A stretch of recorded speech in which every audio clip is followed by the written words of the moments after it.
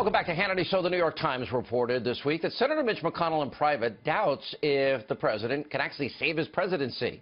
Now, of course, we've got to give some perspective here. They do cite anonymous sources, so we take that part with a grain of salt. And earlier today, the president did tweet out, quote, "The only problem I have with Mitch McConnell is that after hearing repeal and replace for 7 years, he failed. He should never have let that happen." Now, the president, he's absolutely right. And in case the senator or his constituents forgot Senator McConnell's promise, well, we will remind them with this montage. This is him and what he told you.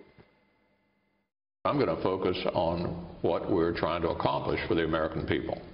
Repealing and replacing Obamacare. My goal is to get to at least 50 votes to repeal and replace Obamacare, and those discussions are underway. There is a large majority in our conference that want to demonstrate to the American people that they intend to keep the commitment they made in 4 straight elections to repeal Obamacare.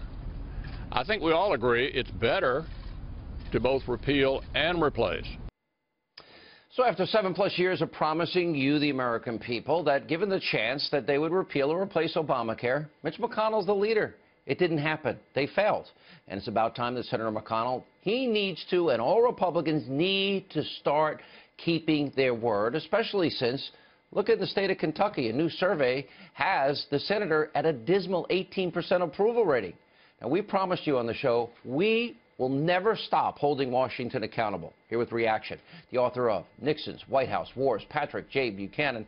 Pat Buchanan, does the Republican Party survive if in the next 3 months and 2 weeks after Labor Day, they don't get done the economy, they don't get done energy, they don't get done something on health care, they don't get done the border wall? Do they survive? I think the Republican Party survives, but their opportunity will be lost. Sean, the opportunity will clearly be lost.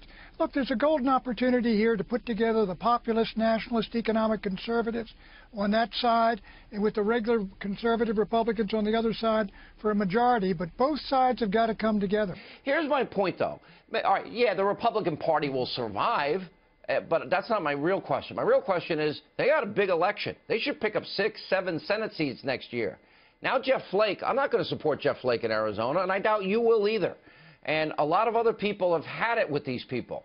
And will they lose the House? Do they risk losing the House? Or is gerrymandering so fixed things that you'll only lose a few seats and only, instead of picking up 7 Senate seats, you'll pick up 2 or 3? Look, I don't think anything is baked in the cake right now, and I think there's a real possibility the Republicans can hold the Senate and gain a couple of seats and retain the House. But what they got to realize is, look, we're all in this boat together. Mitch and the fellow over there that's Speaker of the House and the President of the United States, Donald Trump, we're all in there together, and if their end of the dinghy sinks, ours is not going to stay afloat. All right, last question. And Karl Rove, his advice, look, he never liked the president, but Karl Rove's a pretty smart guy. And he suggested the president can't win by going after members of his own party. And apparently it's way off limits to ever attack a fellow senator. But, when Mitch McConnell went out there and said these are excessive expectations, and I'm thinking that is such a swamp, sewer, D.C. culture comment that is so out of touch with how most Americans live their lives.